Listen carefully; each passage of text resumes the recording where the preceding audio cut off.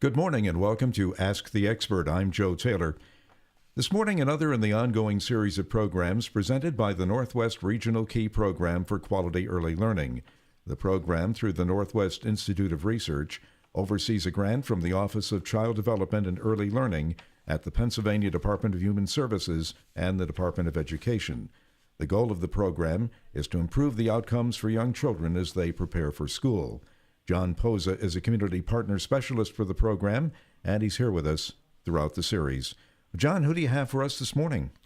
Well, this morning, Joe, we have Kelli Kulyk, who is on the line from Edinburgh, Pennsylvania. And Kelli is the early childhood mental health consultant for the Northwest Regional Key.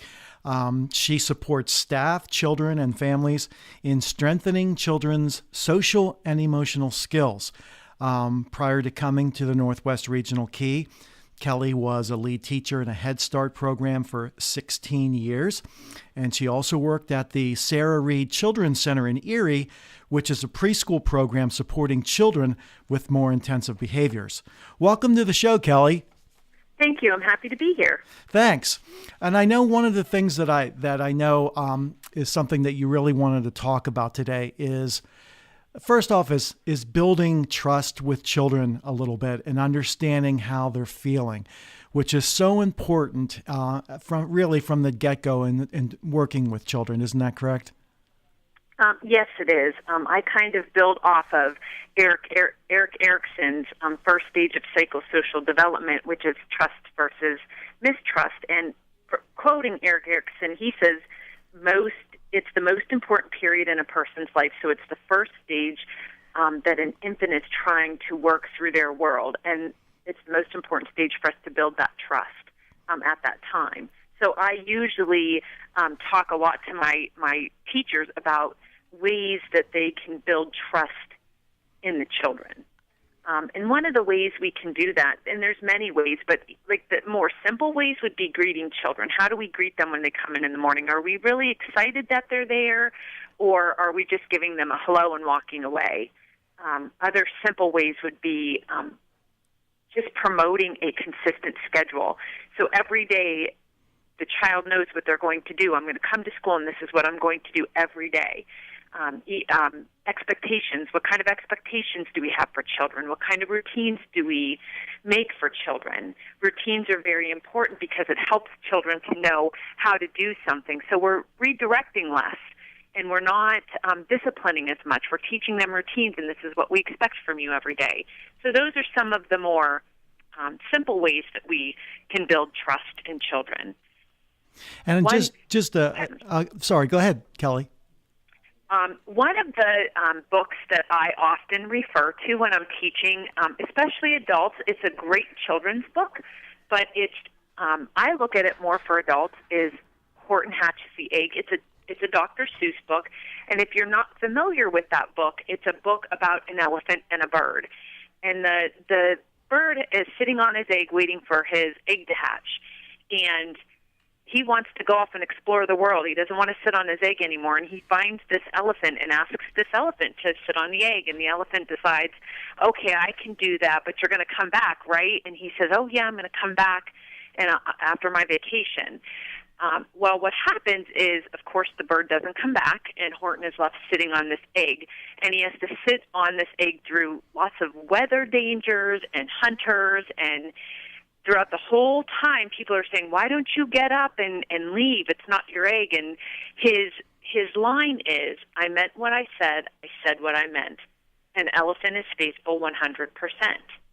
So I use that a lot with my teachers because it's a great message to teachers that throughout everything, we have to build that trust. We have to, if we say we're going to do something with the child, we need to do it. And Horton sat on that egg the entire time and didn't let that egg go. He built that trust. And at the end of the book, the cool part is the bird finally comes back after all this time and wants his egg back. And Horton's very sad, and the egg starts to hatch. And when the egg hatches, out comes an elephant bird. So it was part elephant and part bird. And that message for me says that already Horton built that trust in that egg. as he sat on it. So I use that story a lot. I think it's a cool story for adults.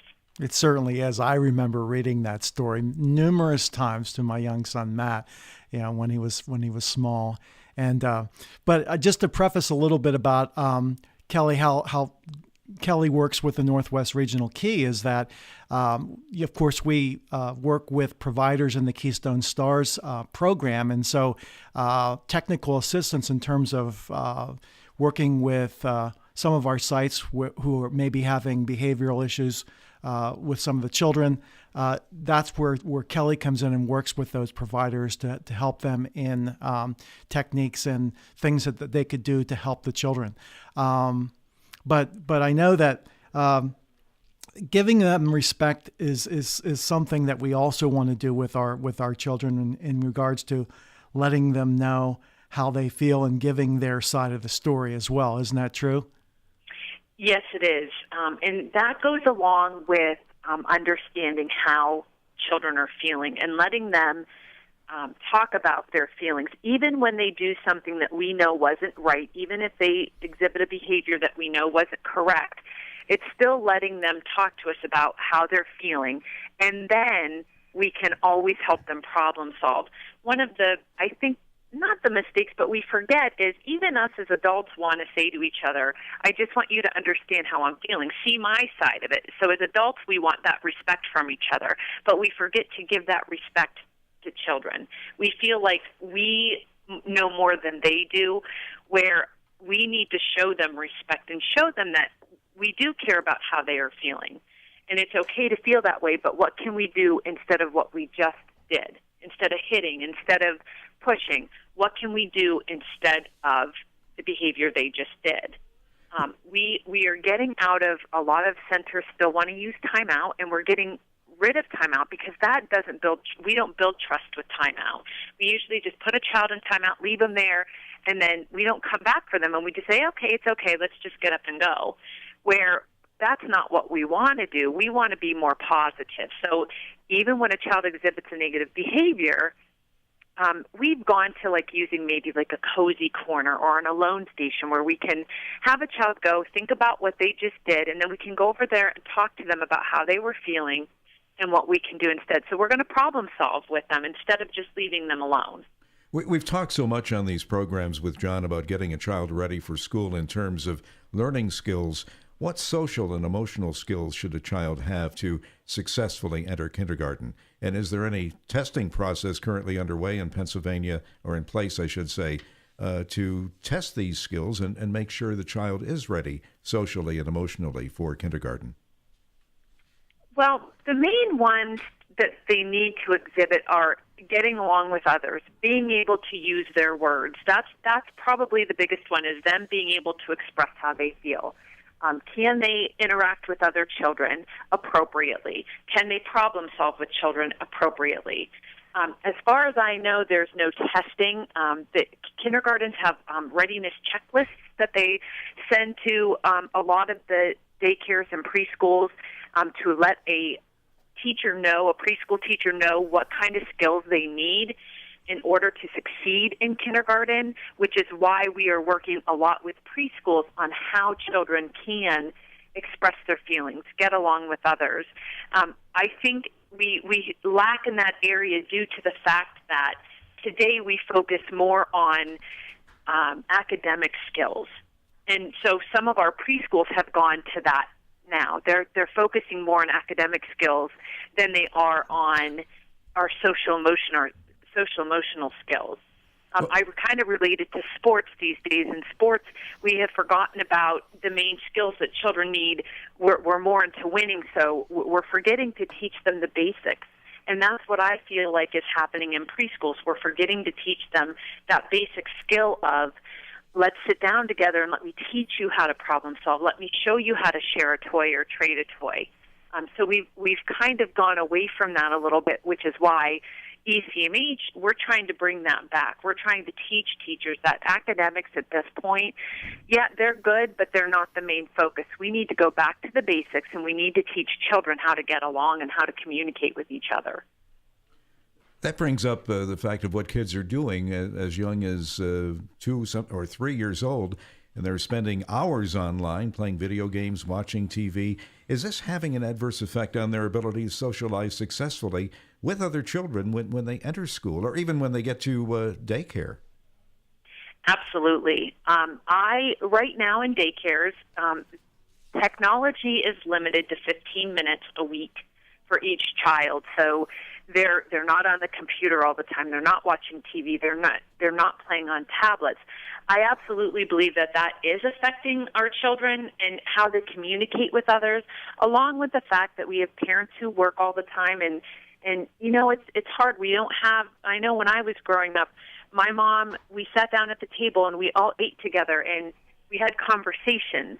And those kinds of things, due to the world we live in today, have some, adverse effects on our children. The technology is a big one because parents allow children to sit there and play their games for hours on end in a day. So we are trying to also work with parents. I work with parents also, and we are trying to get them to set a timer, and they only have so many minutes on their gaming systems a day, and then we're going to play a game together, or we're going to go outside and we're going to play kickball. So I'm trying to get parents to think of ways that they can interact more positively with their children. I know we talked about respect and how important that is in children at a young age, and gaining that respect, not only the parent for the child, but the child with the parent, and how critical that is as it applies to the children as they get older, particularly when they go to school. But so often we find that parents, it's so easy to pass that responsibility on to their teachers, whether it's in preschool or when they're in the formal school system. But how important is that to make sure that respect is built with that parent before it gets out of hand as the children gets older? It's very important. The child should be forming trust with the parent before anybody else. And it's harder to build trust the longer we wait to do it. As children get older, it's harder to build that trust with them. So we want to build that trust from day one, which is why Erik Erikson says it's the most important time in a child's life, because as a baby, if we can build trust from day one up, then we've already got that innate inborn trust in them. But if we don't, then it's harder to build that trust as we go on, which is why it's important for our parents to understand how children are feeling and to give them a chance to voice themselves, but to spend quality time. Quality is a big word. Not just spending time with our child, but spending quality time doing the things not that we want them to do, but letting them decide, hey, what do you want to do today? Let's spend some time together. You get to choose what the activity is. So it's letting them choose what the activity is and spending time with them. Now, when you work with the child care providers, Kelli, and I know so much is important with how they work with the children with their behavioral issues, but also making sure that's transferred to the parent. So how do you communicate with the provider to making sure that the parent takes that same information and those techniques and applies them in the home environment? I actually call a parent. So the suggestions I give to a teacher, I also give to the parent. So everything that I tell a teacher, I also convey that to the parent. But I work with teachers a lot with how they're communicating with parents. A lot of them use quote-unquote love notes or little notes that they put in their cubbies, which is great. But I always go back to the face-to-face. If you can get a face-to-face interaction with a parent and discuss a concern, or maybe something you're trying in the classroom that the parent could implement at home, it's that home-to-school connection. If we're being consistent and the teacher and the parent are doing the same things, it provides a lot of consistency to a child. So I always call a parent myself and let them know what ideas I gave to the teacher and how they can implement something similar. It can't always be the same, but it can be something similar that they could also implement in the home to keep that consistency. That would be great in a perfect world. What do you do in a situation where you have reason to believe that there is turmoil at home, there is perhaps abuse, there's dysfunction, there is plenty of antisocial behavior within the family itself. A daycare provider or a kindergarten only has the child for a couple of hours a day. How do you work backwards and try to address the issue where it really is beginning? Well, that requires a parent to really open up. Sometimes I don't always know myself whether there's turmoil at home. I don't go into the homes, so I don't get a good feel if something is really happening in the home. So that would require a parent to open up to me, which sometimes does happen. I do have parents that will open up to me when I talk to them about the importance of being open and honest and the importance of what we're doing to help their child succeed in the classroom and at home. Some parents will want my help, but they only want it to a certain degree. Other parents want everything that you can give them.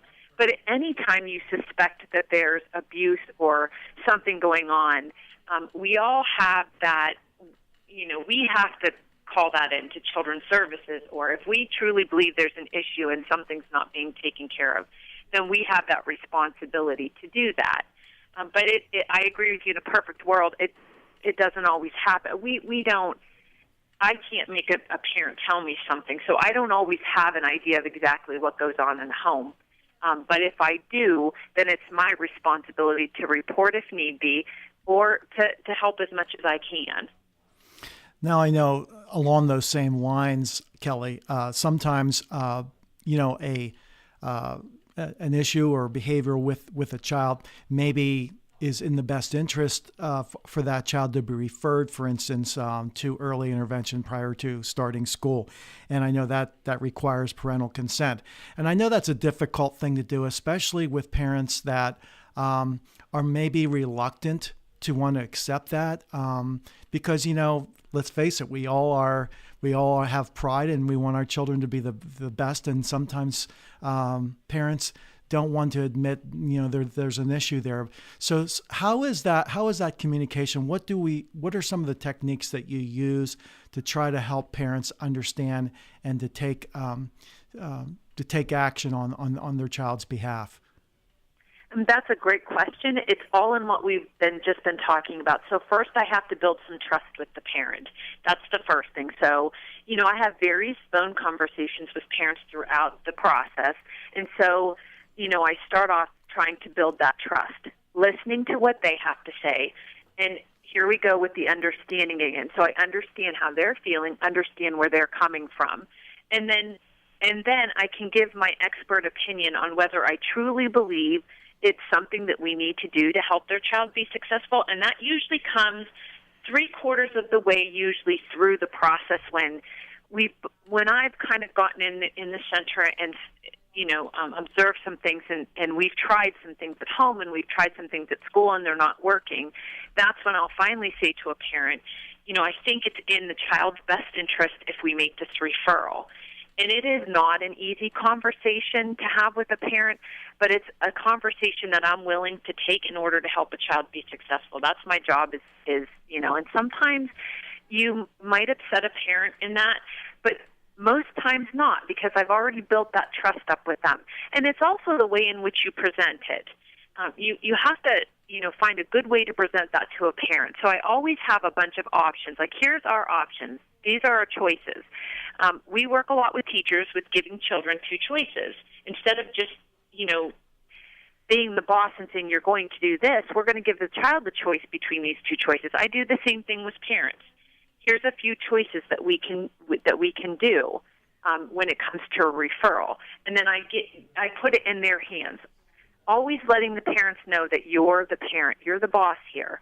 We're just trying to give you some options of what we can do to help your child be successful. From a perspective of the child's educational future, how important is it to address these issues and combat them early on? In other words, what happens if you don't? That's a great question. One of the things that I always say to parents is, let's get this before it gets to kindergarten. Because normally what happens in preschool, we can spend so much more one-on-one time with a child. We can spend so much more time building that trust with children than when they get to kindergarten, due to the fact that what we talked about before, academics. It's all about academics today, and teachers feel like they're already overwhelmed with everything when kids get into public school. So it's very important to catch it prior to. And so I'm always saying to a parent, let's catch it now so that we already have a plan in place. There's already a plan in place when they go to kindergarten. So whether it be an IEP or a therapist that we're asking the parent to get for the child, there's already a plan in place when they get to kindergarten. The teacher already knows there's a plan in place. The school has the plan. We're not having to start all over. We already have a plan for the child so that child can be successful as they enter school instead of while they're in school trying to make their way as it is. Kindergarten's a hard step for a lot of children. So I'm always talking to parents about the fact that let's not make that harder for the child when they get to kindergarten. Let's make it easier. And it's easier for the parent. Let's get it taken care of now before they get there so that we already have that plan in place for them.